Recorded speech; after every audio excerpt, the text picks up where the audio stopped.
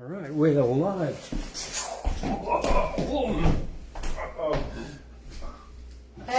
Must have seen that gyro ghost. My hair's on end. Welcome to the Australian Poetry Hall of Fame, everybody. I'm Thundercloud. Mum calls me James. So do most of you when I'm playing silly games. Right, tonight I've decided that I've got to say a lot less Yeah, I was watching last week. We just said it. And I'll be saying a lot less than I said last week, because watching last week's there was too many of them. Ha. So, with that, I'll begin by acknowledging the First Nations people, the land that we stand on, Banby and Kamilaroi land, the continuing connection to the land of the elders past, present and emerging. And just behind me is the local Gardiner Land Council in this room behind here. And today they've put, I've just said one, I said another. Said it again. I know. Today they put up for Mother's Day all the pictures of the matriarchs of the local Aboriginal First Nations women in their window. So if you're walking past, have a look. And with that, because it is Mother's Day and it's coming up this Sunday, I'm going to dedicate the first poetry tonight to First Nations women for a change, because we get a bit blokey here, being currently a bit of a male-dominated circle. I got one to add. This is synchronicity, brother. I got one to add about a First Nations woman who was a mother. Excellent. Cool. Not my fault. No. It's an excellent. It just goes with the flow. Okay. Yeah, synchronicity. So the first one, is there anything else? Oh, well, welcome to everybody on Facebook and YouTube and on the web as well. So as well as all the people, welcome back to Gabriel from not the North and the South Pole, but where the poles are, Poland. Welcome, I said it again. Welcome to Steve, Rob. Gladys is back after her stint away of unwellness. And yes, Ashley is away this week because he's also a little bit crook and under the weather from a bit of a cold or a flu or something. That's not from too much talking, is it? No, not at I all. wouldn't like to think so with Ashley. No. It probably needs a jab. A jab, or two, or three, or a booster. That's what You done it Probably, again? maybe he skipped from his stopped taking his Done it vitamin D, because he takes a lot of vitamin D. Yeah.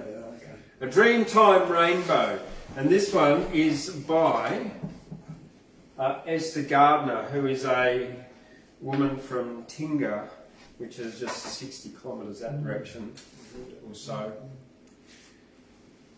A Dreamtime Rainbow, across a sky of blue after the rain. A Dreamtime rainbow lights up the sky on a sunshine glittering day. The mountains change their colours and the desert sand glows red, and the Dreamtime roses sparkles and shines with their beauty in the desert. The kookaburra laughs, echoing in the land, and as the tapping sticks begin to sound, the didgeridoo plays softly as an owl watches on, as the Dreamtime dancers dance their Dreamtime songs. And the colours of the rainbow shines in the sky, reminding the Aboriginal people to be proud of their traditional way of life. And as you see a rainbow lighting up a blue sky, remember a Dreamtime rainbow the Aboriginal people would have seen from the dream time.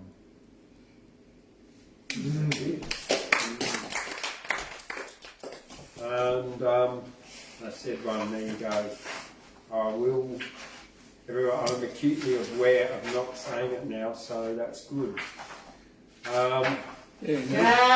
Don't get self-conscious about it, James. We all love you anyway. Oh, good. Okay. I can say instead.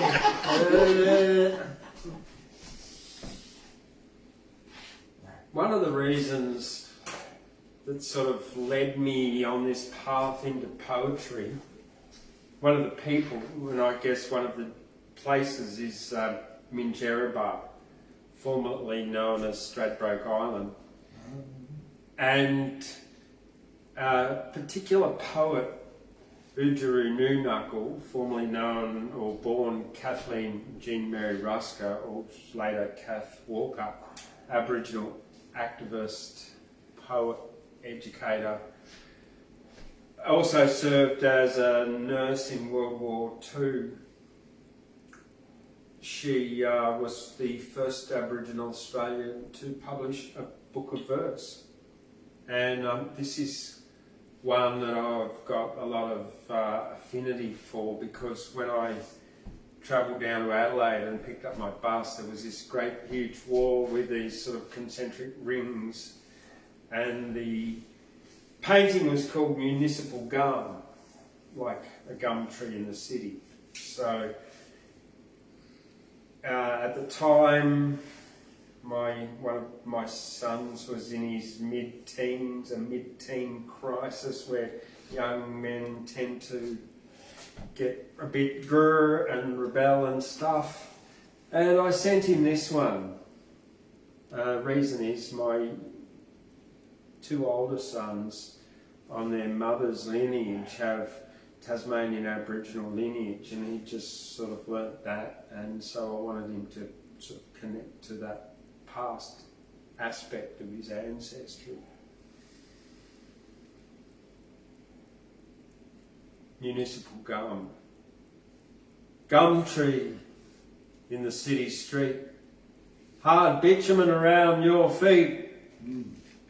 Rather, you should be in the cool world of leafy forest halls and wild bird calls. Here, you seem to me like that poor cart horse, castrated, broken, a thing wronged, strapped and buckled, its health prolonged, whose hung head and listless mien express its hopelessness. Municipal Gum, it is dolorous to see you thus set in your black grass of bitumen.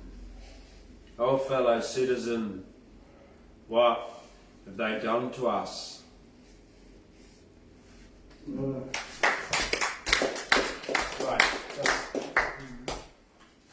I love it. It's just a beautifully powerful piece of poetry there. And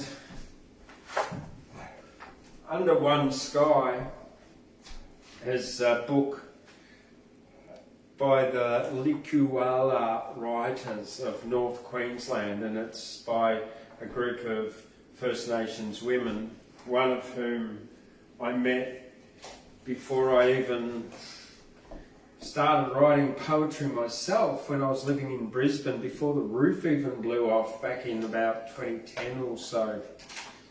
So this was published in 2010, the Likuwala Writers, edited by Jubne Perkins. It has a bunch of female First Nations writers in it, but I'm just going to read Mission Beach Walk by Jubne Perkins.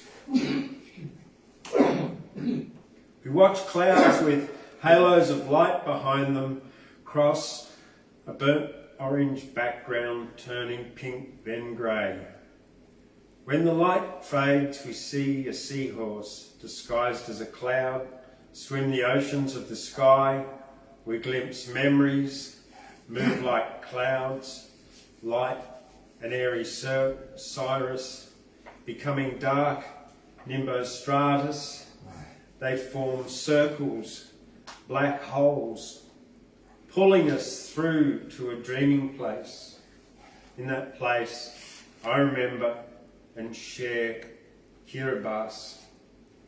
A rocking boat in a storm, wonder if I will ever return, reaching to a small island to talk with Winnie, the elder. Cross-legged in an open bark hut, no phone to ring, only a CB radio, missing them, my family. At trip's end, at Kiribati, lady grabs my hands as the truck pulls away, says in carefully learned English, never forget us, as if we'll never meet again, except in dreaming space. She calls even now, beyond the ocean's end, creating remembrance light. My children share their dream that we will, one day, swim with the dugong and the turtles.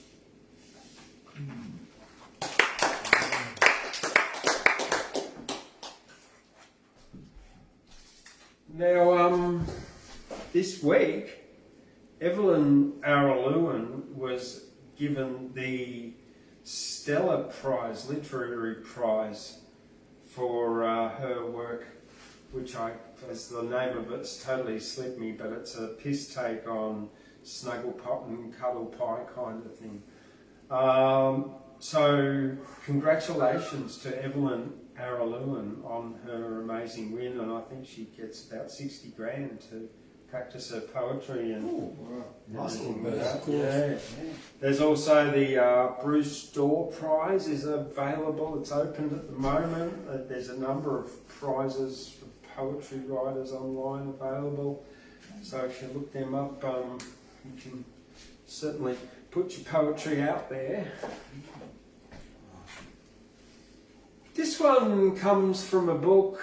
It's a compilation of 3 poets from Aboriginal Australia called Rimfire Poetry from Aboriginal Australia, with 3 poets, Romaine Moreton, Alf Taylor and Michael J. Smith. And I'll be reading one of Romaine Moreton's poems called Ode to Barbie.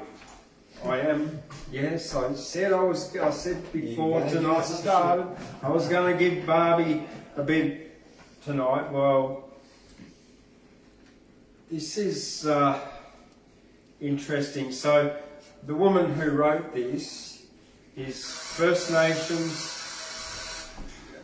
That's what she looks like there. Very, very, very beautiful young woman, and with curly brown hair, etc. So probably looks nothing like Barbie. Ode to Barbie. I never ever had a Barbie doll complex, simply because I didn't look like her. Never could look like her. But importantly, now after years of trying, did no longer want to look like her. Like turning Mother Teresa into Madonna, or vice versa. I was more the Raggedy Ann type doll, with natty hair, round face, soft full figure. I had crucified myself for long enough. I had decided for being born me. Sometimes I still have dreams of when I had long blondish hair until I awake and realise I never did have long blondish hair. And then I try to run my fingers through only to have them entrapped in the thick dreaded masses. And as I'm still half asleep, I get frustrated and try to rip out my locks, my blackness. But before I regain full control of my mind, I am momentarily sad. When my mind regains full control of me, I am relieved that this is not Noddy land, and we do not have to look like Barbie, anorexic bitch that she is. If I'd imagine that she would be a girl who sits at the front of the class without a hair or a piece of clothing where it shouldn't be, forever getting straight A's and eventually becoming class president or school leader, while I, who sit at the back, have got a runny nose and no hanky, green sleeve, can only look on in awe and envy, wanting to know what it's like to be a Barbie doll with a vocabulary. And the boy next to her, Ken, I call him, who is only half as interesting, but obviously her love interest. I think, my God, Barbie's even got a sex life. I would kill for one of those, but not with Ken, which I'd imagine would be like staying home from school and finding you have no one to play with. It would be kind of take all the fun out of it, rolling over and seeing Ken there. Then I start to wonder, maybe this is naughty land and I'm in the wrong dream. Maybe we really are stuck under Jesus's frock and still can't see his naughty bits. Like maybe somebody got the plots and characters confused. Like maybe there's a place on earth I can walk into and be greeted by the words, "What took you so long?" or "You're finally here." Be surrounded by what is seemingly perfection. Kind of kills the ego a bit, you know, like pissing on a fire. I bet Barbie's never squatted under a tree out in the open, being one with nature. Too many creepy crawlies getting where they shouldn't be. And I look around the classroom, and there is no class in this room. It's filled with creepy crawlies, all vying for Barbie's attention. I am not your typical romantic interest. It's like if all the girls were toilet cubicles and the boys needed to go, no one would be lined up outside mine. Not that that's a bad thing, I decide, looking at the buck-toothed, pimple-faced, shaggy-assed, egotistical clowns that they are. In fact, I know when I'm 30, I will, thank God, that nobody was into Raggedy Anns. I will thank God that nobody was into Raggedy Anns. And none of that.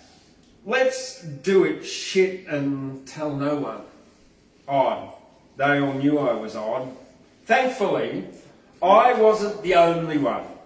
There were a few of us. Curly Sue over there in the corner, who always told jokes nobody laughed at, or Abel Amos in the middle, whose face was a permanent ghostly white from staring at the computer so much because he had no friends who used to get perfect scores in mathematics, but whose only downfall was that he didn't look like Ken, because Kens didn't have to be smart. Just as long as they were reasonably good looking.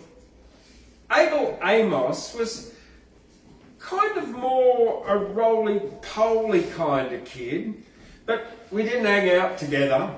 And there was only one thing worse than a nerd. That's a group of nerds. So I started shirking off the other nerds who wanted to hang with me, not because I feared social suicide, but because the only thing we had in common was our nerdiness, our difference. Until I realised I had no one to talk to. They didn't get my jokes and would never listen when I spoke, so I stopped speaking. Then they said how quiet I was, how they didn't even notice when I was in the room. It's not like I was ever here because I wanted to be. Rather, I had no goddamn choice. I was stuck for a while. Couldn't choose my friends couldn't choose my family or my friends. Then it was, why don't you ever come out with us? Yeah, right. You'll find me at home sticking pins in my eyes. I used to drag my fingernails down the blackboard to annoy them. Killed my fingers, but God, I used to enjoy watching them wince and squirm. Kind of like they've had on a loaded nappy. Or a diaper if you're American. Still, when I went home last, the Barbie dolls had all gotten married. And we're in the process of having little Barbies. Ken had a beer belly, which went well with Barbie's permanent blue eyeshadow and perm bottle blonde hair. She hadn't changed a bit. Abel Amos was very able indeed, now owned his own business, being boss to many Kens, and I, wearing my Black Justice and AIDS awareness badges, was kind of conspicuous. Their eyes would seek out my political statements which clashed with theirs, which simply read, Foster's, then quickly avert, seeking solace in familiarity, like trying to count Barbie's black roots or something, and I felt like I was in a time warp.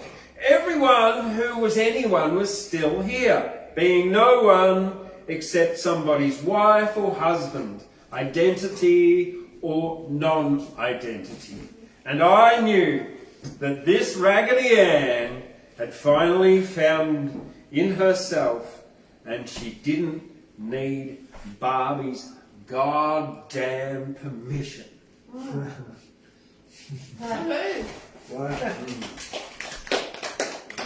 Okay.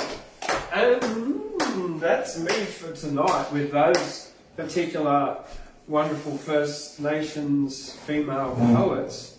And I'm going to invite Paul on up first. Come on up, Paul.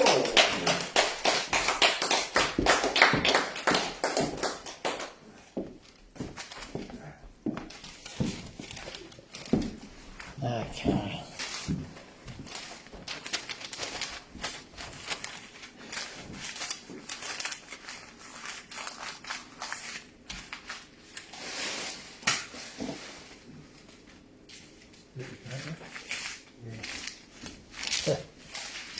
Okay.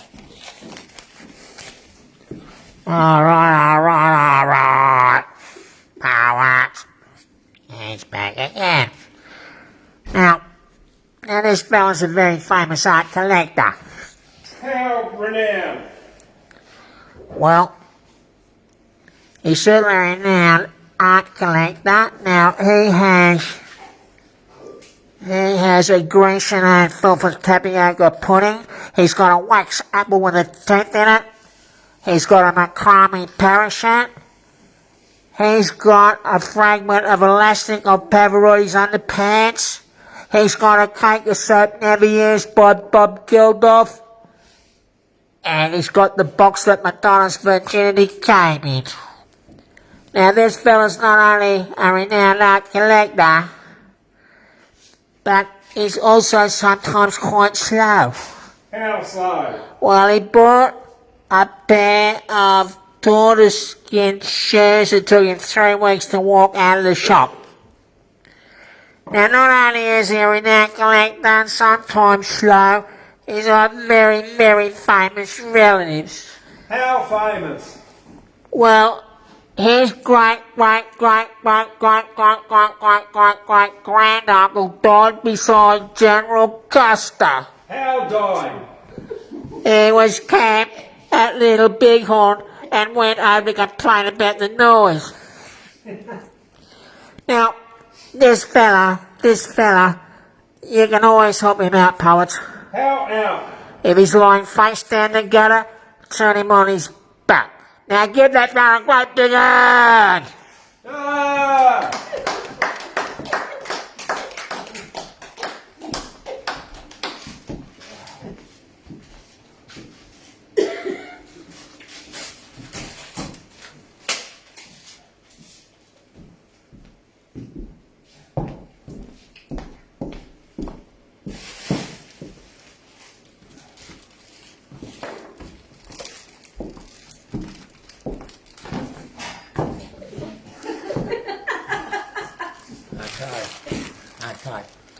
Now, I'm here in my capacity as a 1967 Gyra for Joa Queen, and I would just like to discuss the merits with a very famous professor of health, Thundercloud Repairian, about Vajoas. Now, I'll just take these off, James, if it's okay with you. Yes. Now, James, I'm just wondering, as an average punter candidate, what are the benefits of Vajoas? Well, they're great for your male virility. Ah, male virility. Yep. And do they increase blood flow? Yes, they increase the blood flow to your periphery, to your extremities, making them get more blood and bigger. Okay, well, shall we say, ladies, rations of 3 per gentleman in Gyra. Oh, but I've just eaten about 20. Well, you're in trouble. yeah, well, you might fit through the doorway going out. Now, what other benefits will they have in way of good health, long life, circulation, and tight skin tone for the ladies? Oh, they're great for your gestation. If your wife's pregnant, yep, they'll help her out. Now, James, would you have any Vajoas for sale at the Australian Parkway Hall of Fame? I do, and they're also known as pineapple guavas, and they are delicious. Okay. Well, before we get into the big festivities tonight, the big conversations, the big gags and the big songs, don't forget to come down and buy some Vajoas off James. He's got bulk. Now, James, would they be Gyra grown organic Vajoas? Yes, they are Gyra grown. They're grown from 250 metres up the road in Llangollen Street. Okay. I want all Gyra people to come down, get a bag of Vajoas at James. He's got individual serves, he's got individual packs, he's got family packs, and he's got bulk boxes. Vajoas What about are fall then, mate? well, he's got a lot, James has got a lot, and he wants to shift them, and we're here to promote Vajoas tonight. No, right. Okay. Okay, enough of that. Now tonight I'll be singing a song, but before you get the benefit and delights of another song, I'm going to discuss a very, very great opera that most people know. The professor would know this opera, being a great musicologist. And this, I think, is the greatest opera ever written. It was written by a man called Arrigo Boito, and Boito was Verdi's librettist. And he wrote an opera based on the story of Faust, the Gounod Faust, and he called this opera Mephistopheles. And in this opera, it shows the devil's point of view. And it's a very interesting story, the temptation of a godly man who falls under seduction of great evil because of his curiosity, because of the desire that he couldn't overcome. And in the great opera, Faust, who's a goodly, shall we say, priest, he's walking through the town with his apprentice Wagner, and when they get back to his apartment, they hear a rustling behind the curtain, and Faust challenges the person to step forth and to identify themselves. And what steps forth is a very handsome cavalier. Faust is shall we say, alarmed, and he says, define yourself, and in your name will be your character. And this handsome cavalier comes out and says, I'm what men call sin, death and evil. To which I say, no, I'm just a denier. I deny the Almighty, I deny everything. And of course, what's actually happened is the heavens have struck a bet with the devil to see if they can tempt the soul of Faust. And the devil sings, the baritone, sings a very great aria called Lo Spirito Che Negra, which is The Spirit of Darkness, and I think that's one of the great baritone operas in the whole opera, in all opera. And the Poewts opera was quite modern in a Wagnerian style. Poewts lived into the 20th century. The opera was first staged in 1880. It was a bit after the terror of the Catholic Church and Christian churches, who could, have people put away for heresy and things like that. So it was quite a dangerous subject to more or less say in the opera story that the devil's just a misunderstood person that only simply denies the Almighty. And so it goes. The devil tempts Faust. He says to Faust, "For what would you exchange your soul? For what would you exchange your soul from going to heaven to coming to hell with me?" And Faust says, "To grasp the fleeting atom and to say, stay, thou art beautiful, and to know but of one moment of peace." In other words, this complicated man was tortured with worry, he was tortured with wonder, and he had never known a moment of peace, and he had never known a moment of happiness. And he said, for that I would exchange my soul. So the deal's done and they fly from the devil's cloak. And of course, Mephistopheles takes Faust. He now becomes a young, handsome man like James, called Enrico. He travels around. They meet Helen of Troy. Women can't resist him, and so on. Finally, when he's had all these pleasures, he ends up back in his apartment, and of course he repents and relents, and he's taken to heaven. That's the end of the opera. But that's the opera for today. I'll talk more about it. On YouTube, the most common or the most popular YouTube version of the opera, which was originally a 5-part opera, was shortened down. It is still 2 hours.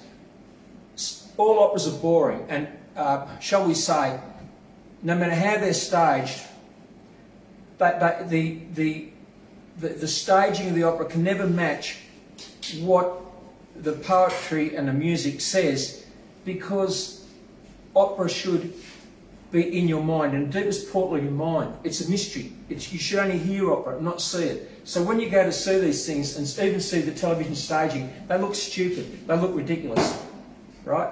But even so, it's what you hear and what you follow in the libretto that matters. So the great recording is Cesare Sepi, a great baritone. Of course, Mario Domenico, the great tenor of the 50s, was a powerhouse tenor called Mario Domenico. He was the Pavarotti of his time, and what some believe is the purest and sweetest soprano ever, which was Renato Tebaldi.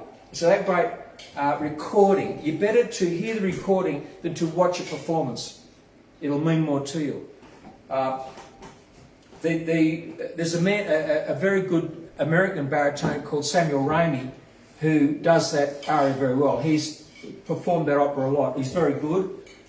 And of course, Bryn Terfel, who I rate as a pretty piss-poor baritone. Bryn Terfel's very popular, very nice man. He's an Elvis fan like I am, but he's not much of a baritone in my books. Bryn and Shelyapin, the Russian baritone, famous baritone. But anyway, that's just what we'll talk about tonight. Now,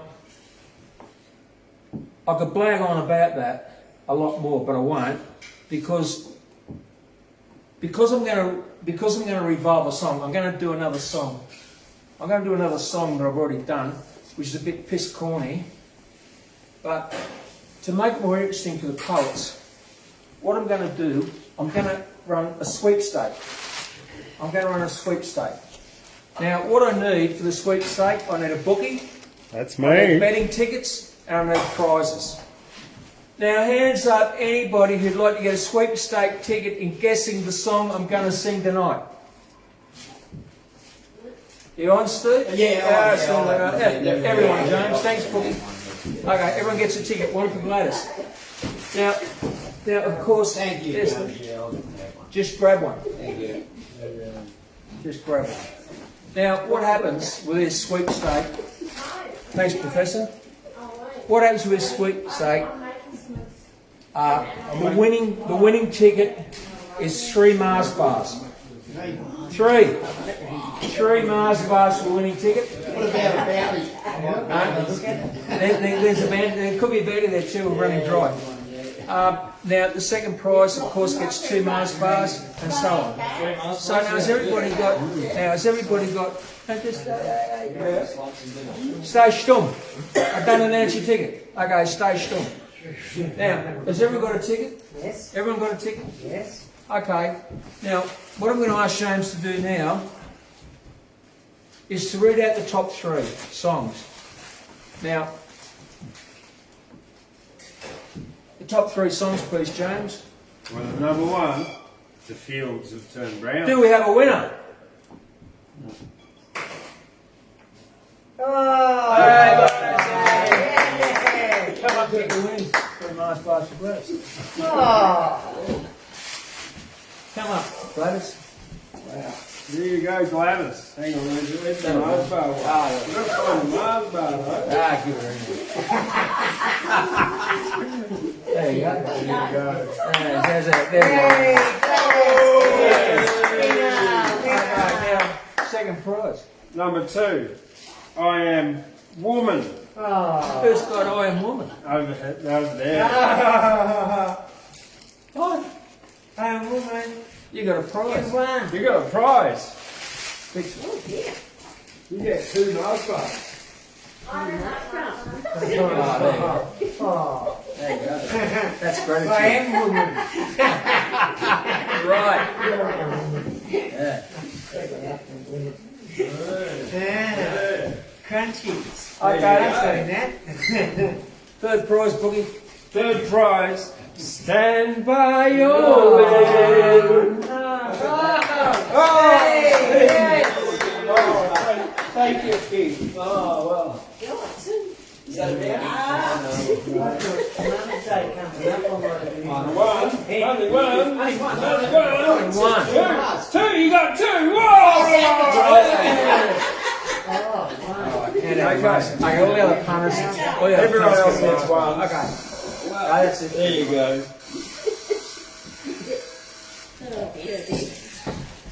All right, watch the poets bounce off the walls now. Yeah. Chocolate and their sugar fix. That's it. Yeah. There you go, gentlemen. Take it. You've got Take one? one there from there, yeah. All right. So we get a song now. Yeah. Rob's not hanging about. He's straight into the choco. He's going to light up. Rob's going on the scene soon, so to get revved right up. Very right. I like What'd you score, Doug? Snicker. A Snicker. You can't beat them. They're chock full of peanuts. Okay. All right. We haven't got that peanut to do that yet. I got all of it. Now, the rest of yours, James. Looking after the show. You can have the rest. Okay. Now, Give me something. You'll kill everybody. what'd you score, Steve? You got a Snicker. I got Snickers. You're doing all right. Gee, hey. Not a bad life, is it? Okay. Now, did I mention the opera? Did I mention the opera, Gladys? Yes. I can't. Yes, you did. I did. me that much Now, would it have been the great Arrigo Boito Mephistopheles? Would that be the opera? Yes, it would. Okay. Don't forget, if you want to see something great, you look up the opera. La Spirita C'è Negra is the great aria from the baritone. There's a lot of other good ones in there, including the prologue, beautiful music, and of course at the end, the Cherubim Angelic Choir. It's the most beautiful ending of an opera. Fantastic music. Pick through the parts you like. It's 2 hours long, and then you'll become addicted to opera. Now, I just want to say when I spoke about last week about the volcano, all that means is beautiful singing in Italian.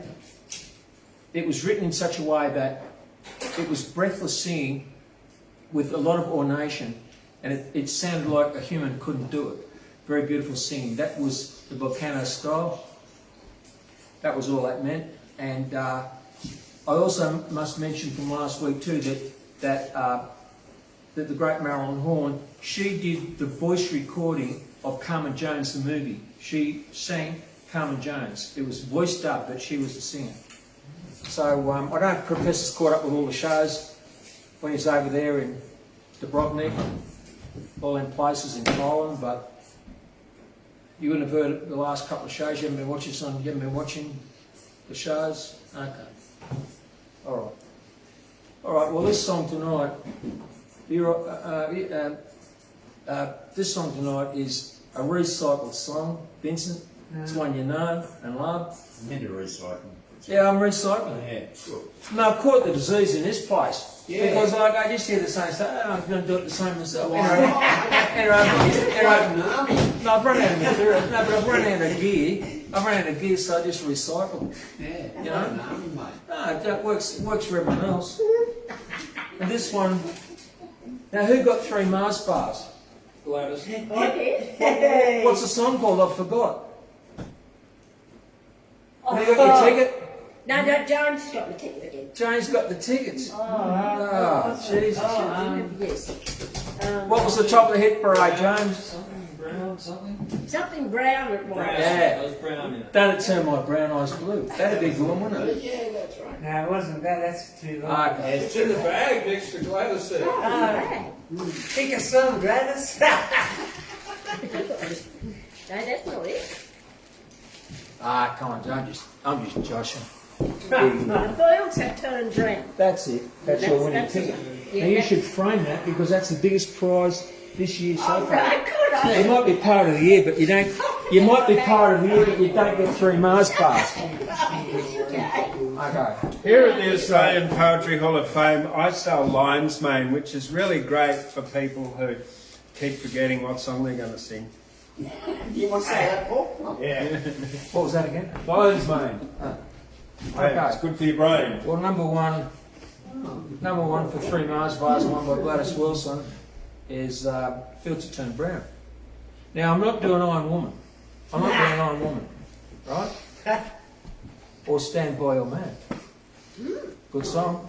Very good song. Great arrangement. Driving, great hits, but anyway. All right, Gladys. I'm glad you won. Oh, good. Thank Seems you. you've been a little bit dicky, a little bit healthy. Those Mars bars should bring you right back up there. Okay.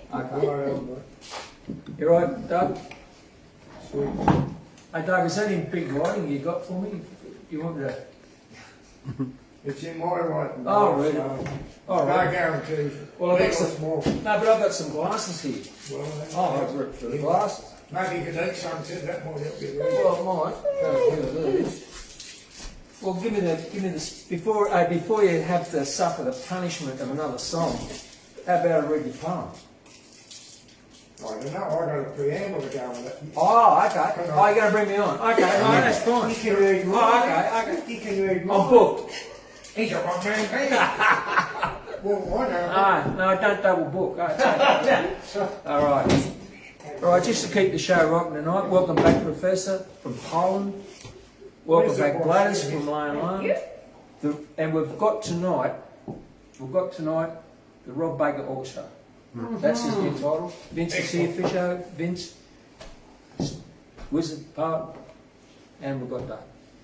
Good night tonight. Of course, Master Ceremony James, our boogie. And time for a song. Now this song is called The Fields Have Turned Brown. I'll make a big shout out to Chrissy, to Julie, to Marty, to Caroline, and to all the people out there, all our friends all out there.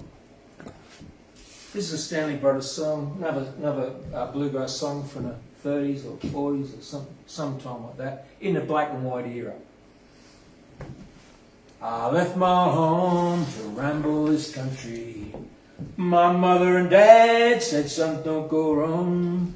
Remember that God will always watch your will, and we will be waiting for you here at home. Son, don't go astray, is what they both told me. Remember that love for God can be found. And now they're both gone, this letter just told me, 4 years they've been dead. The fields have turned brown. For many a long year I travelled in sorrow, no thought of the day that I would return. Now as I go home and find no one waiting, the price I have paid to live and to learn. Son, don't go astray, is what they both told me. Remember that love for God can be found. And now they're both gone, this letter just told me, 4 years they've been dead. The fields have turned brown, 4 years they've been dead. The fields have turned brown. Yes. Wow. All right, thank you, Paul, for your brown fields today. Something I wrote this morning. No, this afternoon. There once was a fly, and her name was Chloe. All the friends and family called her Chloe Blowy. One day she landed on a bald man's head and he slapped at Chloe, but she didn't get dead. Next, Chloe landed on a woman's hair. She swatted her hair, but Chloe didn't care.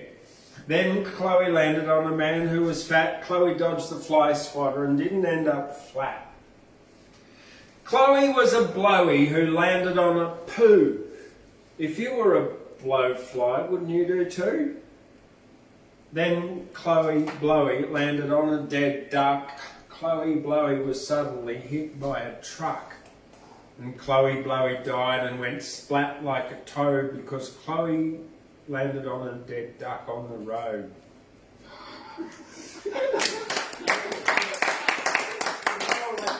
Bravo!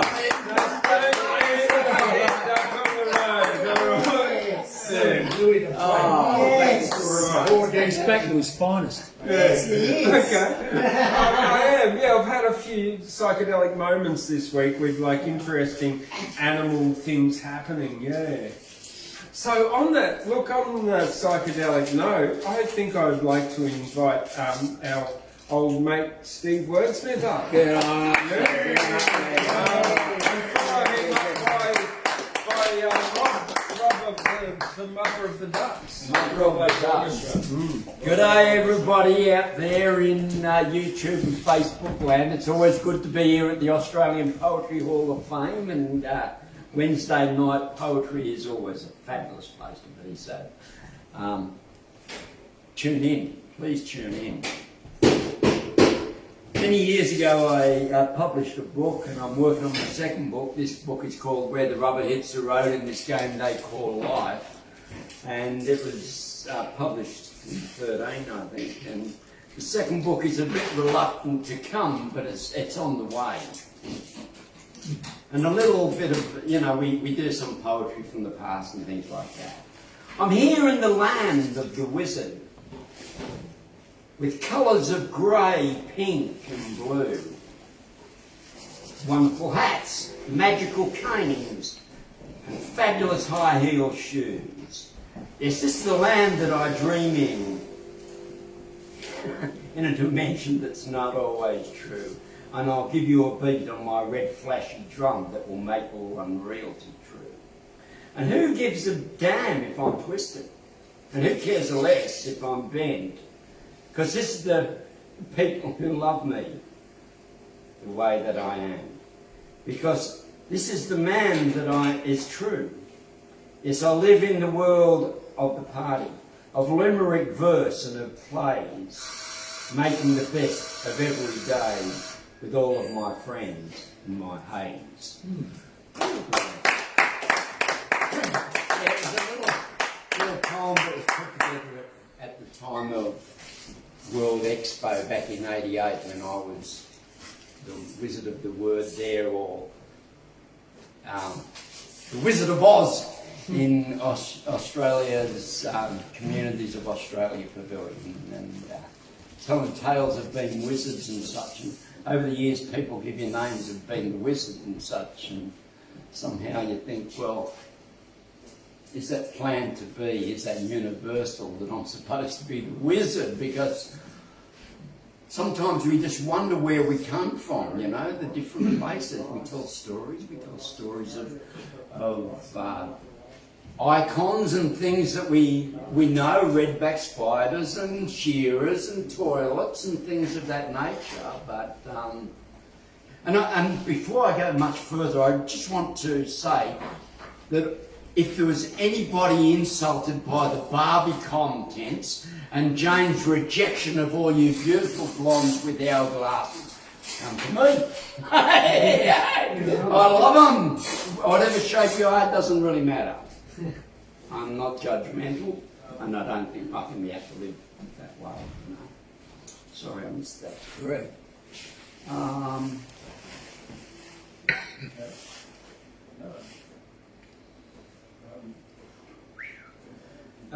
It's always interesting to, you know, like, I just write things when you're sitting down. What is poetry? It's thoughts written down. I sit watching the dragonflies dancing in the sunlight as the harmonic classical tones of Tchaikovsky's Third Symphony.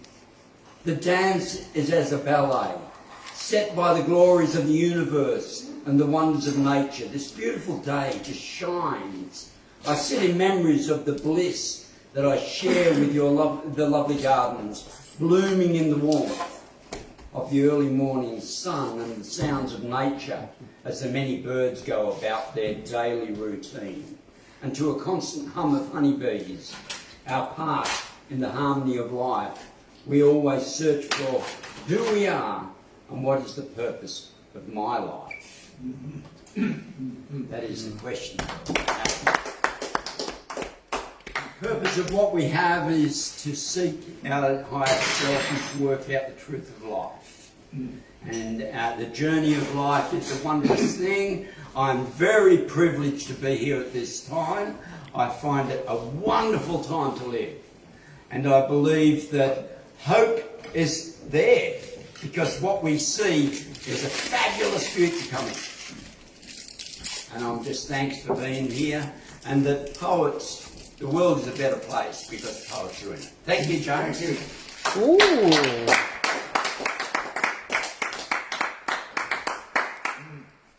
Yeah, Steve's book, Where the Rubber Hits the Road. In this game they call life. Game they call life. You can find it online. You can also find my book, Love in Nimbin online, and Lust in Nimbin as well. It's a little quick one for you here. One thing I really liked about Nimbin when I lived there for a couple of years is that everyone has a money-making scheme. It's got a lot of entrepreneurial spirit. So this is called the Nimbin University of Entrepreneurial Spirit. There's one who sells eggs in the morning, another who's feeling horny, another weaves baskets and threads. Want to buy acid or mushrooms, she said. The hero selling apples is not the one who deals in heroin. Another just gives away smiles, while another begs for money for coffee. I have LSD in vials. One sells pipes from Aztecs. A photo of Donald Trump as a baby, cookies or weed, whatever you need, old shoes and books, even skyhooks. Records from the 70s. Morning, noon and night, if the price is right, quarter of an ounce for 70. Nimbin Street University of Entrepreneurial Spirit.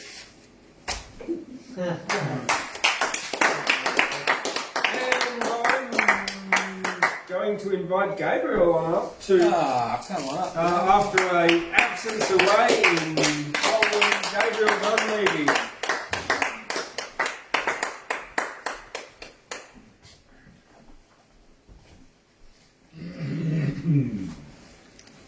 Thank you. I've been in Poland. Why? Because me and my wife were going to go to Japan, and the tour operator cancelled it for this year, saying they weren't letting foreigners in still because of COVID, one of the last places to relax. I got so much leave piled up in my job that I had to go somewhere, and I was deciding other places I haven't been, between Romania with its really pretty villages and Transylvania and Dracula on the one hand, and Poland with its history and with its solidarity and the recent Pope on the light side, and the Nazis and Auschwitz on the dark side. Oh, that's going to be more interesting. And then the war started, and everybody said, "You're mad. You could be captured and you never come back." I suppose. Well, I don't think so. And in any case, I'm interested to see how the place deals with 3 million Ukrainian refugees. And so I didn't cancel, and I thought, well, anyway, if I cancel, suppose they're right, and it's not there next year. I'll regret not having gone this year. But one of the things that impressed me the most, and I'm going to write about it not when I get the right words to weave it, is how they actually dealt with the refugees. Because you think either they're going to be all over the place and not looked after properly, or the Poles are going to make a big PR thing and it's going to be over the top, and you're going to get really annoyed because it's over the top. And it was neither. There were a lot of the private charities as well as the Polish state, and they were looking after them in dormitories under every single station, suburban and bus station, and just quietly there, and the equivalent of soup kitchens all over the place, with the Ukrainian, mostly women and children of course, forming all in queues and just eating their stuff and looking and behaving just like you and me. But I was quite impressed how it was all normalised. A lot of impressions, and I'm going to attempt to extrude and write some of them. But right at the beginning, I flew into Krakow, and that's where John Paul came from, the Pope, and there's all sorts of statues to him around the place, but again quietly. And the hotel I was in was on the fringes of the old Jewish quarter, which the Poles had rebuilt to show the synagogues and the schools and these Jewish places that were there before the Nazis destroyed them all and the people. And so they got traditional Yiddish Jewish culture going on in there, and you could have dinner and listen to them, and that was really interesting because it's very hard to see that kind of stuff. And I've been to the equivalent Orthodox places in Jerusalem, and this in some ways was more authentic. And I'm going to concentrate a little bit tonight on the concentration camp, but I'm not going to depress everybody too much.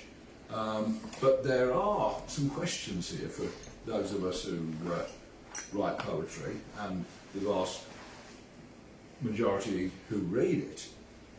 A quite famous left-wing philosopher called Theodore Adorno said at the end of the war, after Auschwitz, poetry is barbaric. In other words, something that vile, that beyond the pale, that unprecedented in human history, industrialised torture and mass murder and genocide. What can you say about it?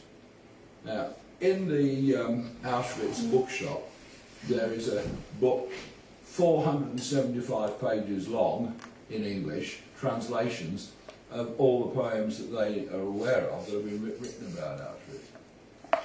And my luggage was already too big, so I packed it in a box, and they said, well, it'll take 2 months to get here. So before I sent it, I took photographs of one or two of the poems from inside it, and then when I actually get it, I'll bring it here and dig around it a bit. So I've selected some quite different ones from that book to give a taster, to try and answer the question, well, how can you write about it, especially if you weren't there? And you might say, well, even if you were there, it's going to be worse, because to have had that torture, that hopelessness, to have been treated that badly by people who are supposed to still be human beings, what can you actually say? Now, about a quarter of the poems in this 475-page book are written by religious people or ordinary Jewish people, kind of both, saying, where was God? I was very religious before, but fuck that now. And that's not surprising, you might have expected that. But then about half of them were written by people my age or younger about some little very personal thing. And hardly anybody is writing, again, perhaps understandably, about the scale and depth of the horror. Because, of course, it's really difficult. Something very hard to put in words, but I say the challenge as a poet or somebody who likes to express themselves in poetry is to do just exactly that. And at first you stumble and you mess it up and it's feeble. You keep going back, because if you can't put that in poetry and stir relevant feelings, then poetry as a medium fails. It's been done in music, and most of the music that came out of the concentration camps, I've got several CDs of them, which are bought in Britain and the States and here, are quite joyful. And in a way that's not surprising, because if you're deeply suffering, what you do with normal human psychology is project into a dream world. You go right the other way. There are plenty of individuals who get abused often write afterwards about the imaginary world that they were living in while it was happening to them. And it's kind of the same thing. Anyway, let's get to the first one. This is called After Poetry. What should we do with silence when we feel it bristling inside, or clearing its raspy throat in the middle of a phrase? How should we pretend not to hear the waterless stream, filaments of colour stirring beneath the leaf-screened skin? And suppose we could bleach words until they crumple off their stalks. What about their stalks? Black irises springing up. Is the Negev sound our own barbaric blood scribbling across the wound? Notice how it meanders at the end, because it kind of half senses where it wants to go and decides it's not actually going to go there. So that's that one. Now this next one is quite a lot more straightforward. The next one speculates how, if the writers of the Bible and the inventors of the Adam and Eve creation myth, assuming that it is a creation,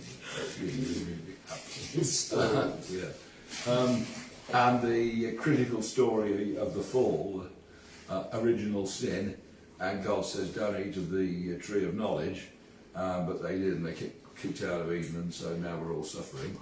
And this poem's really interesting, and it's about Adam before eating the apple, and it's very relevant to the concentration camp phenomenon. Here we go. With lazy look, having observed all round, in his first day he flattened gentle grass, lay in the shade of the fig tree on ground, his head on hands and closed dreamy eyes. His sleep was sweet. He slept without disturbance under the silence of the Eden skies. He saw a dream, that Auschwitz's blazing furnace, and filled with corpses, black intestines, dikes. He saw his own children. In the bliss of Eden, a smile was spreading on his face like flood. He dozed not even understanding, not knowing what might be bad or good. I think that's pretty nice.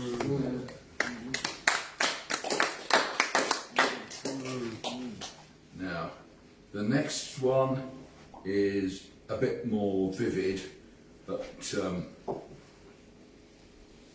I think we can take it. This is called Rational Man. And as you might imagine with that title, it's going to be a bit sarcastic. So here we go. The marker at Auschwitz, the scientists torturing male genitals. The learned scientists, they torture female genitals. The 3-year-old girl, what she did to her kitten. The collar made of leather for drowning a man in his chair.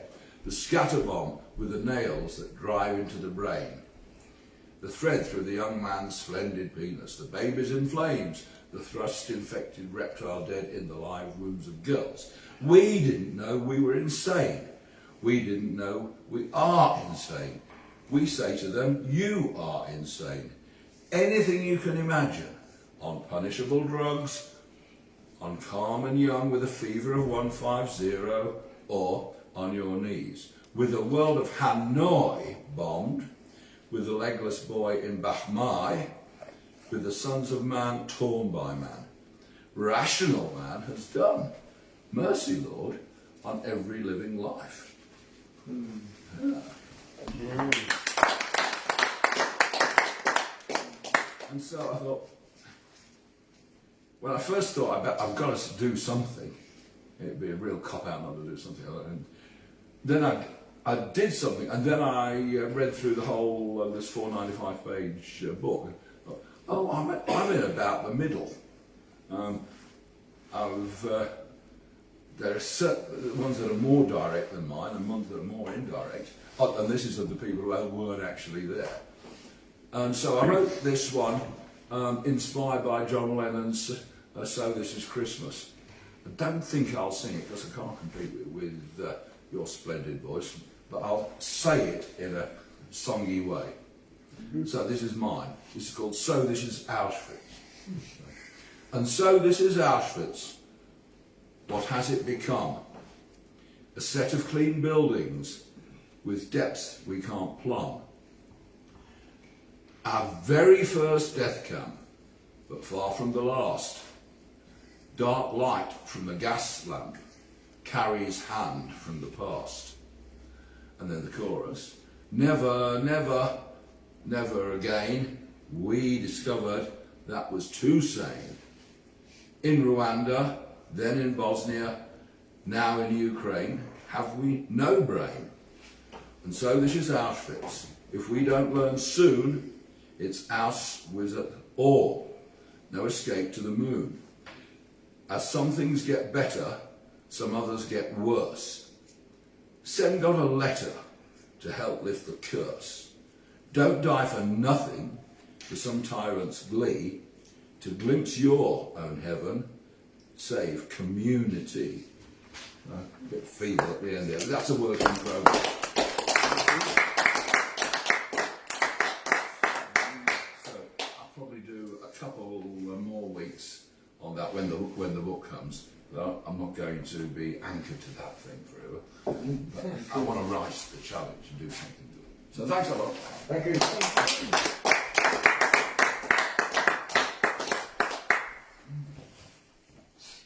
Well, I'd like to do a big shout out to two people. First of all, my dad. It's his birthday tomorrow. Happy birthday. He'll be 78. Young fella. Yeah. So happy birthday, Doug. If it wasn't for you and I wouldn't Mum, have Jones. it wouldn't be me. No Poetry Hall of Fame. In fact, the only reason I'm here is because my dad said, you need to write a poem about the koalas that have lost all their forest in the bushfires, and I went off and took that poem to Orange, to the Banjo Patterson Poetry Festival, and on the way back I came through Gardiner and found this place. So the story goes. My second son's name is Luca. And when Luca was little, he was called Louis, or my dad used to call him Louis, and my mum sometimes. That was kind of what you do in Australia, isn't it? You shorten their name and add a or an O, like Davo or Davy or Billo or whatever, Louis. So this is for my son, Luca, written this morning. Another psychedelic time travelling thing into my imagination. There was a little fish and his name was Louis. A shiny neon violet fish with a little bit of bluey. One day while swimming he swam through pollution and evolved to the next level of fish evolution. His third eye was opened and so was his intuition. With ultrasonic hearing he grew ears and could listen, teleport, time travel, and also astral projection, swim past a mirror and not show a reflection. Louis could make things levitate using his intention by warping space and time, move to any dimension. His favourite dimension, the 233rd, where he lived a parallel life as an interdimensional bird.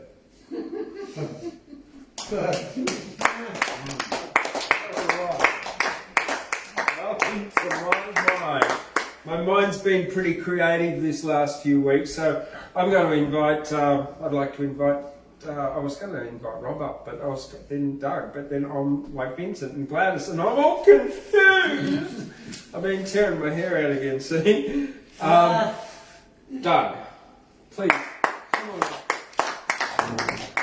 And then Rob. You got the shorts. I'm going to charge the straws. Paul, are you anywhere? Me. You're going to be part of this. All right. If you don't mind. I'm on. I'm going to ask that audience again. Have you got your money's worth yet? I'm going to ask I want a refund and a claim. Well, let them send a bloody bill or something if they don't like it. Oh, have you got your money's worth? Now, there's a little bit of singing here. I'm inspired with Paul because he just ad-libs and sings, and he doesn't care much, and I don't that much either, really. But I do a little. So, Paul, could you get up here, mate? Paul's offered to read this. I'm sick of reading poems. I want to hear what bloody poems from someone else read. But he probably won't understand my writing. So what I want to do, mate, you remember that old song about being a great pretender? Oh, yes. Yes. And then the back and the three lovely women. Yeah. Oh, yes. I'm a no, the back end. And they're going, yeah. Would you mind doing a bit of that? I'll do that. Let it go. Forgive my voice, but don't forgive nothing. I'm a happy camper tonight. Hey, Doug, I've just got to say this. I think you're a champion poet. I think you're a champion entertainer. I think you're a lovely fella, and we're lucky to have you here amongst us. He's a good gardener. And not only that, I think that there's a lot of insight. I listen carefully to your words because I know that they come from the University of Hard Knocks. Well, thank you, mate. But I don't take credit for nothing. Okay. If I'm channeling anything worthwhile, that's what's happening. Okay, here we go. I don't know about this old song, but when I was younger, I used to sing this with sincerity. Oh yes, I'm a great. No, I'll change it now. I used to be a great pretender. Now, that's good. That's good.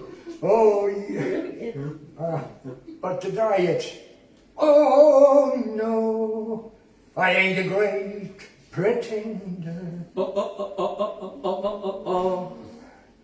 It's something to do with, I don't know these words, but I'm in the Hall of Fame. I've lifted my game. I don't have to pretend. No more. Sound like a politician. Okay. Okay, thanks a lot, mate. That's the intro now. I'm going to leave it to you. I'll just give you the title, but it's better than the other version I read, right? That's the rewrite. Okay. It looks a bit messy. But the title of this, if you don't mind, is Many Lives, Many Masters. Okay. I was given a book by a friend in the States some years ago. It's about multiple reincarnations or multiple existences. And it touched my heart because I love the idea that we don't have to work it all out this time. Thank you, sir. Thank you, sir. See you out if you want help. Okay, Doug, I probably should put some glasses on because all that keyhole work as a boy has just affected my eyesight a little bit. Okay, I got a breeze in my eye. That's it. Now, where do we start, Doug?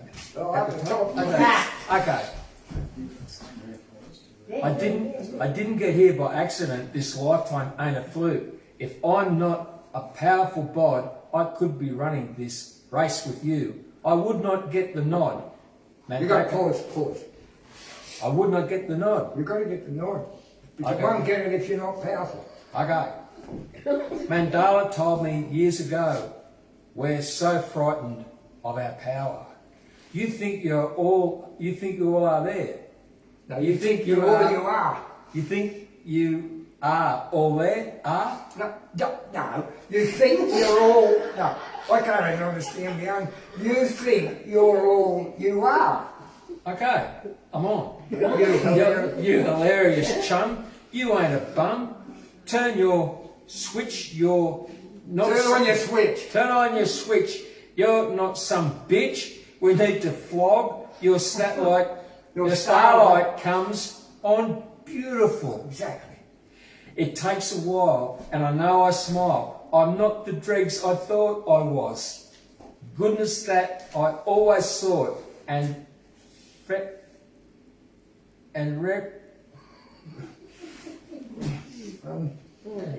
I used to think I was a dregs, I used to thought.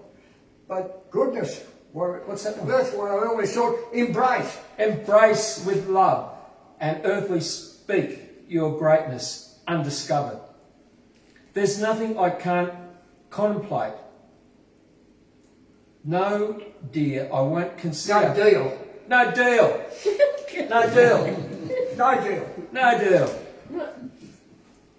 I won't Consider. Pretend no more.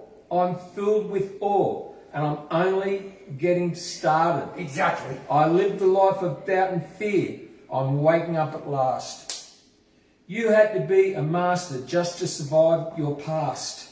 I'm here for reason. My dream life gives me guide.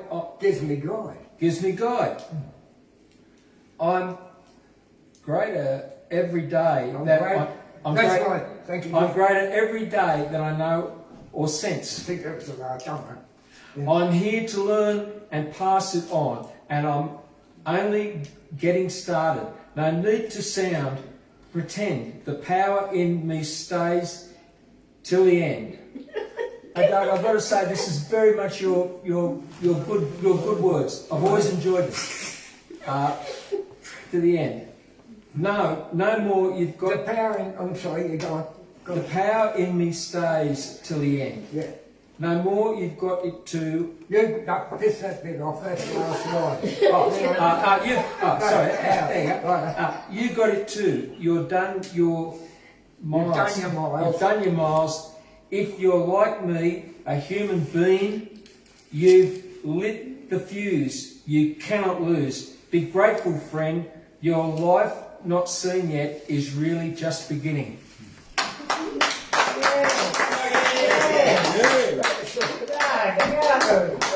We're not done, we're just Well, get positive, you bastard. Thank you. Thank you. Well done, Right. Doug. Well done, Paul. Good reading. Just before I opened the doors this evening, I went for a walk down to the lagoon and the golf course. And as I was walking, this was what I wrote. I love, I see the many colours of the autumn tree as the sun sets slowly in the west. Every day lived is a day that's the best. I walk, have fun, skip, jump, dance, and of course run. Have gratitude and everyday thank, fresh water, health, food, and a piggy bank. I will live every moment of my life and fill the world with happiness and joy, song, dance, and laughter I'll employ. I'm here right now, not a sad guru or a sacred cow, walking on the grass, shadows growing long. This is the live in the now song. And singing the song, speaking the songs, I'd like to invite Doug back up a lot. No. I've got that story about the Aboriginal mother, but only if you have time to read to you later. Okay. After If After time Rob. permits, time Yeah. permits. yes. Come on, Rob.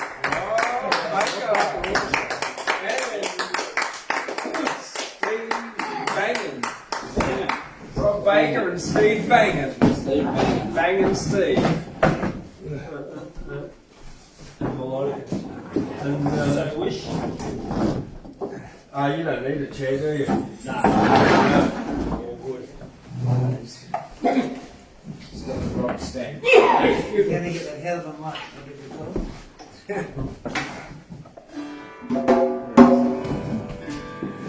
Are we in C, Rob? Yep. Everything. What's the name of the tune? The New England Cocky. Oh, good We're going to do 3 songs out of Old Bush Songs, which was edited by Banjo Patterson and published in 1905. This is called the New England Cocky. It was written by an anonymous songwriter from the New England area around here, probably at least 130 years ago.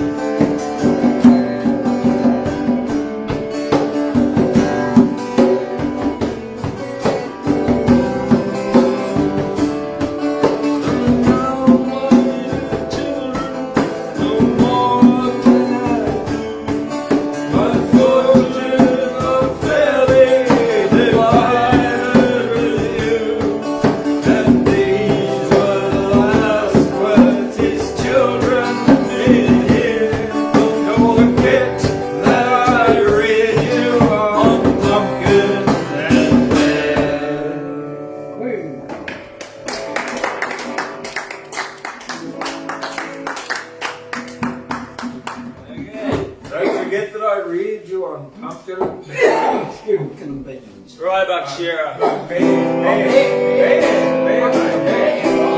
Come on. I come from the south, and never for you.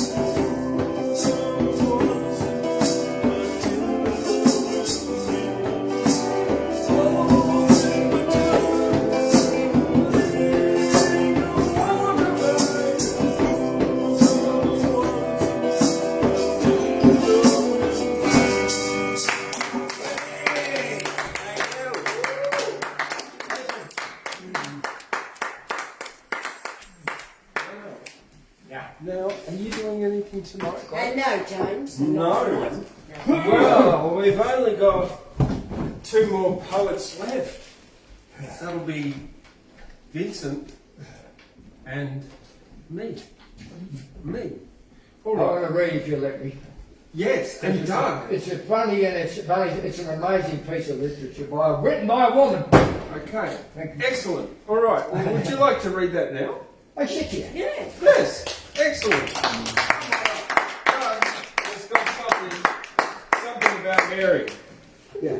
And this is like anything or everything that I trust. It's synchronistic. This book was shoved into my life a couple of days ago. And it seems very, it'll be relevant to you fellas out there. And if you haven't got your money's worth yet, oh, shut up. Yeah. I tell you what, this book, it amazes me. I only read a little bit of it. It's called Badass Women of Australian Poetry. The title of the book is Sheilas, written by Eliza Riley. Now, some people might think she's a feminist a bit, but she probably is. She's really kicking ass for women in this book.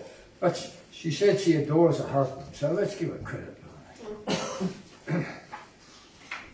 All right, now this is amazes me because I've heard a few poems and I've driven down Thundercloud Road to Gloucester many times, and I've got an Aboriginal friend that lives in Gardiner now, and his grandmother was raised in this whole arena with Mary Ann Bug and Thunderbolt and all of it. And they used to get in press horses. I've heard a bit of that told from the grandparents' perspective or from Barry's mother anyway. I just think it's just powerful stuff, and we live here in the Thunderbolt place. Have I got my, yeah, I've got my last one.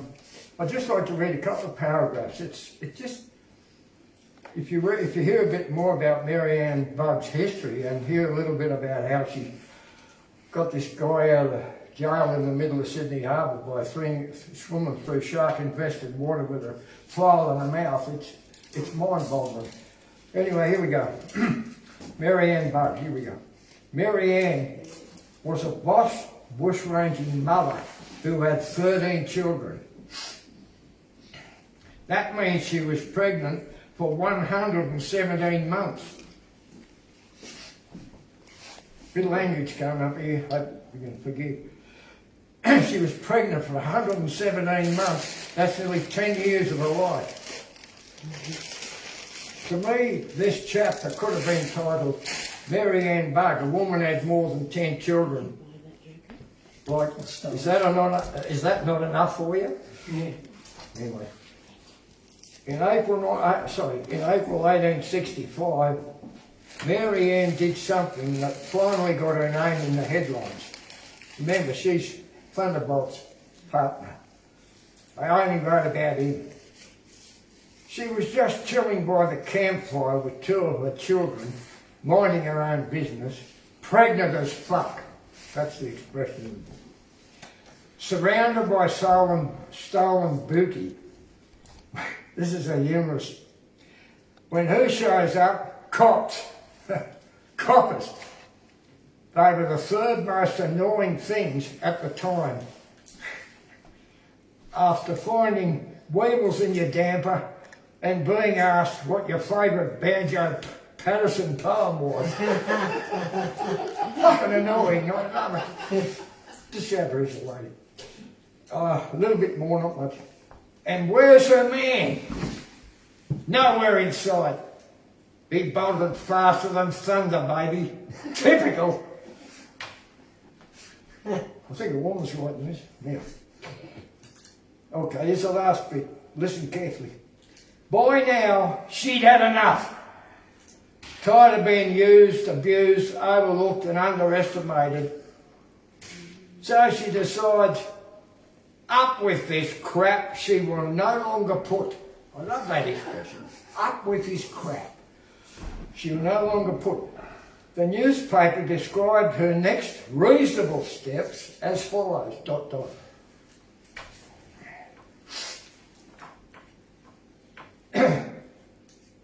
A perfect Amazon who sprang like a tigress upon one of the police.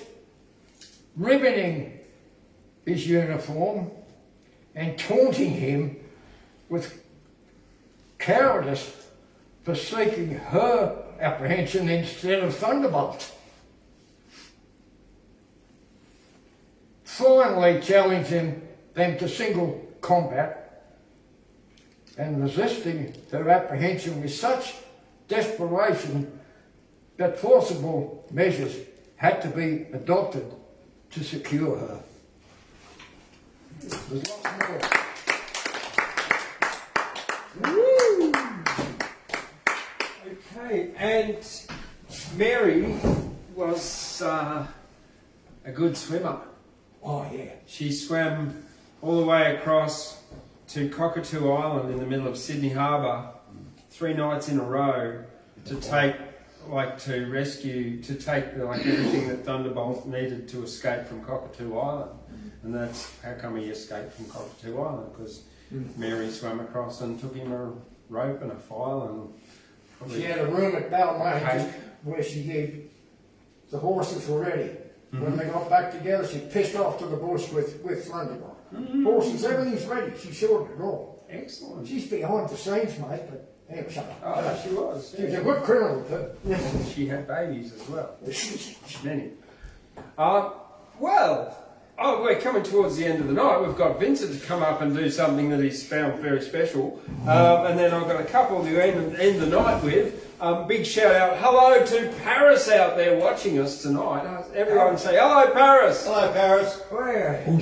Paris is a poet. Oh, Paris Marie Bornham. Hello, Paris. Bornham. Wow. Yeah. And she's watching us tonight. So hello. What's My you? granddaughter called Paris. Yeah, okay. Yeah, I had a wife from Paris. Paris, France. We're talking Yeah, about mate, yeah. It's Paris, true. Texas. No, Paris fans, mate. Paris. Mm. Thanks, sure. Yeah. I had a car called Yaris, but that's not the same thing. No. like And a my youngest son speaks French fluently, and he's 12, yeah. Wow. Yeah. Anyway, I'm going to invite you up there, Vincent. Come on, Vincent. Come on.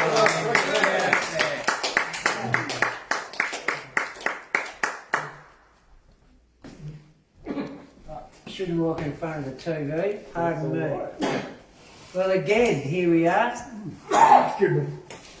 James has still got the best coffee in Gardiner, without a doubt. Paris says hi, everyone. Hi, Paris.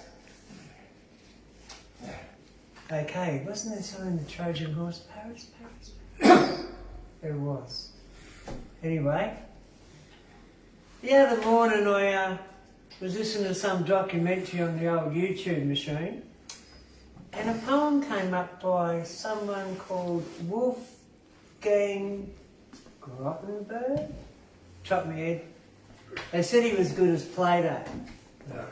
Thought they know him well. Again, take the glasses off to read. Majestic. And I don't know the name of the poem, so that's all I can say. There was a king from Thule, was faithful to the grave, to whom his mistress dying a golden goblet gave. Naught to him was more precious, he drained it at every bout. His eyes with tears ran out, as often as he drank thereabout. When came his dying, the towns in his land told. I think. Naught else to his heir dying, except the goblet of gold. He sat at the royal banquet with his knights at his degree, in lofty halls of his fathers, in the castle by the sea. There stood the old carouser, and drank the last bit glow, and hurried to the hollow goblet, and in the tide below. He saw it plunging and in filling, and I've got bad handwriting, and sun knee deep and sunken down deep in the sea. Then fell his eyes laid forever, and never drunk more from thee. That's it. That was all right. But as you can see, I'm not a very good handwriter. You know, as you say, a thumbnail dipped in tar. At school they wanted me to do prescriptions. They reckon I wrote like a doctor. Anyway, all the best. Take care out there. Yippee.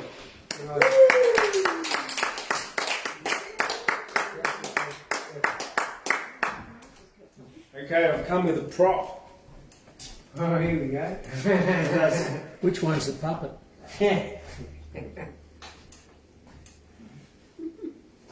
Well, I'm just gonna, let's hang him here for a moment because he's not in the first poem, so he hasn't got much to say or add really.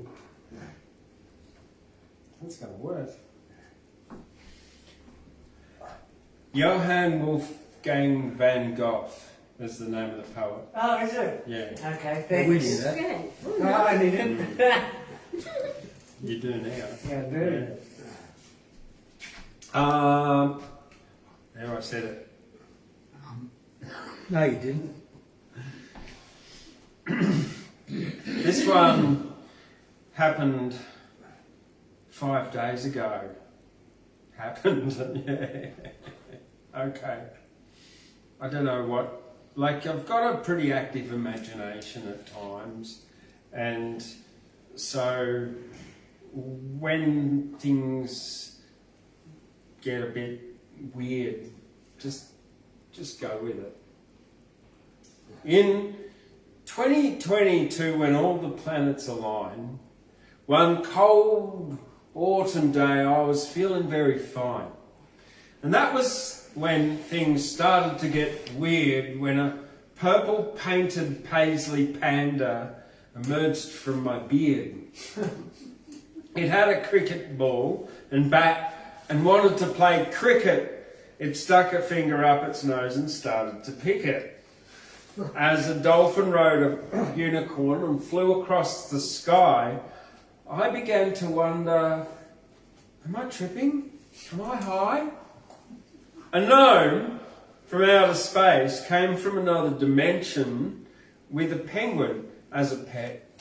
I just have to mention, all these things occurred when the planets aligned. It was real, not just something that was happening in my mind.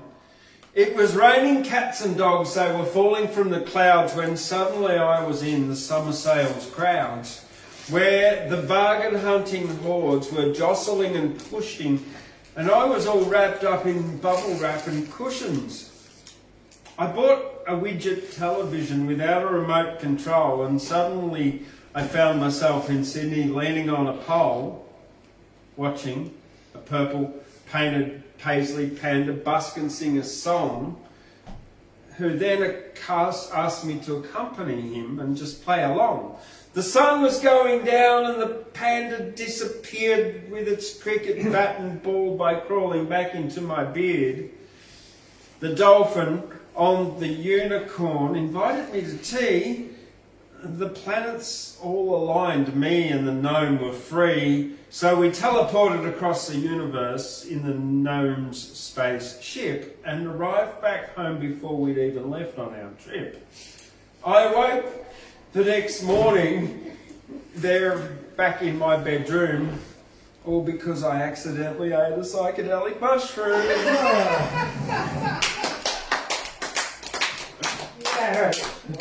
Change your medication, James. Change that medication. Told you I've got a bit of a imagination.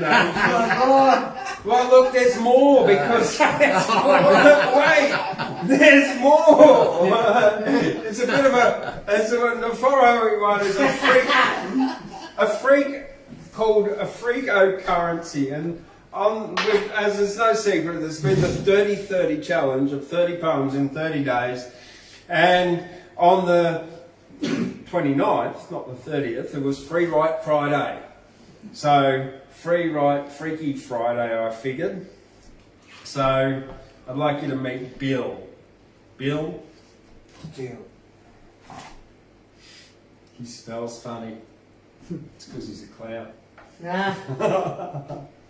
No, there's more than that. Alright, so Bill's a puppet. It was a Freaky Friday, like I can't remember when an emu hatched from an egg laid by one of my bantam hens. It ran through my back garden and kicked my toilet down, and then out of the poo hole climbed a man dressed as a clown. He tried to shake my hand and said, "How do you do? Could I please use your shower? I'm all covered in poo." I answered, "No, you can't, but you can use my garden hose." I hosed him off, revealing red hair, red lips, and a nose. I asked him if his name happened to be Ronald. He replied, "No, he's my brother. My name's Bill McDonald." "What on earth were you doing deep inside my toilet?" I'm his poorer brother, sibling, and I couldn't afford a room to let. Anyway, it's healthier living in a toilet filled with shit than going to my brother Ronald's and eating some of it. He was really stinky, and I said, "You smell funny." He replied, "I'm a clown who just crawled from your dunny. I would never have met you if the emu hadn't kicked the toilet down. When my chooks turned to an emu, I met a stinky clown." This was only the beginning of my Freaky Friday. Me, Bill McDonald, and an emu went to Summer Bay. Bill McDonald wanted to swim, and I said, "Just do it." When who should walk down the beach but none other than Alf Stewart. The emu kicked Alf Stewart and nearly broke his neck. Alf gave a loud yell and screamed, "Bloomin' heck!" The emu got a fright and promptly ran away. Me and the smelly clown were left on the set of Home and Away. Then a monkey and a donkey, a wombat and a pig danced upon the beach and did a little funny jig when a whale beached itself and asked us for a fish, and a seagull flew on down and said, "Salty chips is my wish." I said, "What the heck, a talking whale and a seagull?" The seagull said, "Yeah, but your friend just climbed from a poo hole. And now you've got spiders nesting in your beard." This was a Freaky Friday. It was friggin' bloody weird, because the wombat had started kissing with the monkey. I won't mention what the pig was doing with the donkey.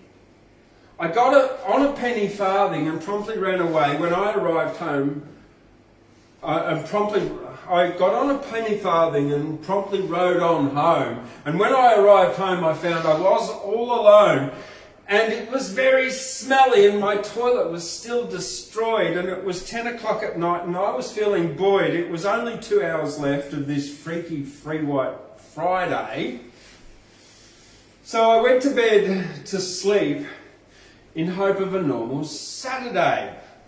Well, early Saturday I awoke and looked about my bedroom. I saw an emu, donkey, monkey, wombat, but no pig in the gloom. Bill McDonald walked in and bought me breakfast in bed, freshly butchered bacon and a couple of emu eggs. I asked Bill McDonald why he smelled like flowers, and he said, "I just had a hot shower for 16 hours, and then I put on fresh clothes and the new clown makeup after I had rebuilt and fixed your broken toilet up." The emu ran outside and again kicked the dunny down, and this was the first time that I saw Bill McDonald frown.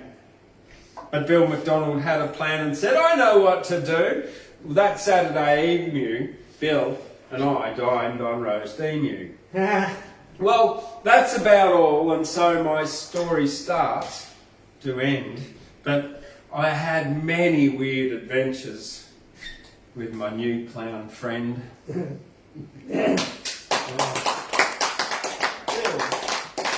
Good luck. Hey, Change your sherbet, James. well, that's us an epic. Yes. We got a minute silence for Doug. Thank you, James. And I've got to ad-lib a little bit. I want to follow on what James said before. Tomorrow, the 5th of May, is my younger son's birthday. No, It's not like today's the 5th of May. Is it May? Today. It's the 5th. Today's the 4th. Tomorrow's the 5th, isn't it? Oh! Anyway, don't matter. Tomorrow's the 5th, I think. And if it ain't, don't matter. I still want to send my son Paul a bit of love. He's in Perth. I don't think he has a clue that I do this bloody poetry. So if he wants to get on, he's an officer in the bloody military and I hardly see him much. But I send him love for the 5th of May. Tomorrow. I think it's tomorrow, yeah, mate. Oh, well, then my dad's And if he wants to watch 2 this days. bloody program, he can. And then you'll see me sending him some blessings. Thank you. Thank you. It's not May the 4th, it's May the 5th. Let's May the 4th. May the 4th, mate. Today. May the 4th be with you. Exactly. May the 4th. And with you, and with you, and with you, and with you. Oh. I'm your father, Luke. Change me name. All right. Well, thank you very much for everybody for coming along James. tonight. It's been a lovely night. It's been a night full of laughs and humour and poetry and prose and everything in between and up your nose. And yeah, don't forget to give it a thumbs up, a like, and subscribe. And if you they're on Facebook and YouTube, give it those thumbs up things and comment as well. For Joe's. And don't forget, yes, I've got pajamas for sale here. Right. And they're good for your virility too. Yes. Yeah. Thank you very much. Goodbye.